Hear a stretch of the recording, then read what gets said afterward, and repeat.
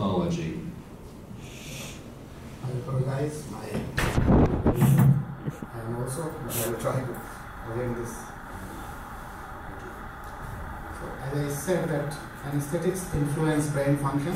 They have nice observation in a positive way, but there are many results telling that anesthetics can also produce neurotoxicity. So the idea is, of course, this is a combination of collaboration of different institutes. I will not lose my time. And again, I have to show this slide. These are mine. Anesthetics also produce a stress, and a stress can influence brain function either in normal situations or after traumatic injuries. And post-traumatic stress disorders are very important, and I can only show that they really influence different kinds of brain behaviors. I'm not showing behavioral changes because it requires another talk. And again, the question is our military traumatic brain injury and stress function. So these are very important part of studying brain injuries because this has not been done before. Concussive head injury, as you all know, that it has a counter-coup mechanism, and if the injury occurs to the one side, the most severe damage can occur on the other side. These are some examples illustrated at how the brain is injured on the other side. And this was this French anatomist first time dissected the effect of anesthetic consciousness and brain injury. We have a couple of investigations done on concussive head injury model. I showed you first time, and we have used the same model. The idea is that whether anesthetics can influence pathophysiology of brain injury in early 5 hours. The 5 hours we have chosen because it has been shown that 3 hours is the critical period as a therapeutic window where we can still give medicine for the better benefit at the later stage. So we are studying extensively these early changes after traumatic brain injuries. As you can see here that this is the injured right side and uninjured left side. There is more cell loss after in the left side after traumatic brain injury of 5 hours. And we have also verified at the electron microscopy level, and you can see here that the circulation, edema, and brain damage is much more severe on the contralateral side than the ipsilateral side. There are several studies published recently telling that anesthetics can adversely affect the brain damage. Obviously, anesthetics can also improve some of the living expression like that as shown here.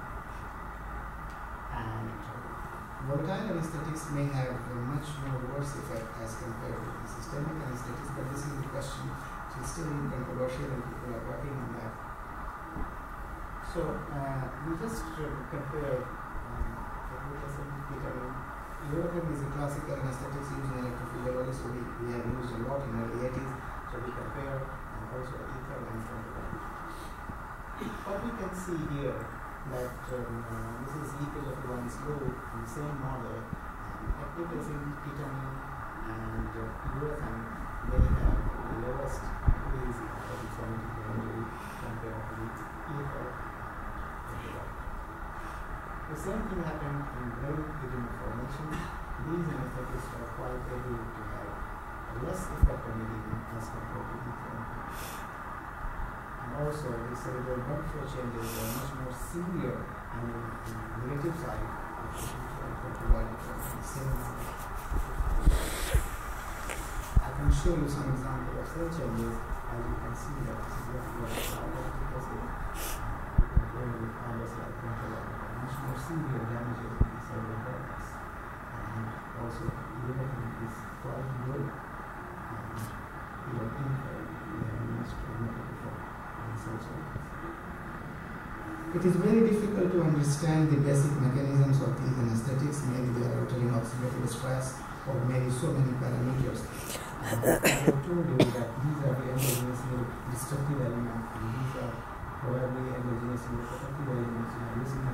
We just measure one compound, serotonin, because this is involved in the stress response and also in traumatic injury. And what we can see that there was a tight correlation between the plasma and brain serotonin level after all these anesthetics. So probably somehow these different kind of anesthetics produce different kind of stress or activation of serotonergic mechanism. This could be one of the reasons, but there could be many other aspects required for discussion. So the point is that the way the blood-brain barrier is altered after different kinds of treatments of injury is playing a crucial role. There are several other effects we are still working. Now the second point is that can these anesthetics also influence the effect of neuroprotective drugs? These are the questions currently we are investigating.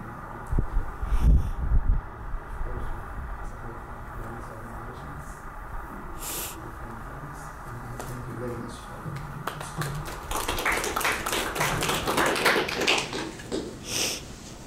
Thank you very much. This paper is open for discussion. Please. This is more a comment. 3 hours is the therapeutic window in stroke. There is no treatment for CHI with any therapeutic window. Well, you can say anything could be joke, but Wise Young is the leader of spinal cord injury in United States, and there are many clinical trials going on. And first it was the therapeutic window was 8 hours. It's Ellen Faden from, he worked in San Francisco here, now he's in Washington DC. And there are many other people, because whatever the changes are occurring in the first 5 to 8 hours, and anybody can say anything is joke, I don't mind. No, I don't mind. But we have to follow with the literature. So the current literature, if you go for clinical trials, we have a therapeutic window for the treatment up to 5 to 8 hours, and it's Wise Young. Spinal cord injury, not TBI. 3 hours. So, I mean, the point is that you can say anything, but these are our results obtained in 5 hours, and I'm showing, and I cannot comment any more further whether it is a joke or really. I'm not joking. You're talking about spinal cord injury. You're modeling traumatic brain injury. There is no treatment that shows efficacy in TBI. Traumatic brain injury and spinal cord injury are one way very similar, although they are working at 2 different levels, but this is a greater area we can discuss more in 10 minutes. Other comments or questions?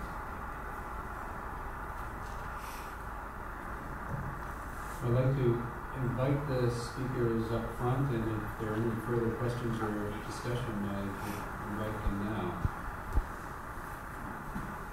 Yes. I have a question for Dr. Wright. So I found your results very interesting, and I'm just wondering, based on what you saw for the animal models, would you anticipate any negative side effects when there's in humans? Did everyone hear the question?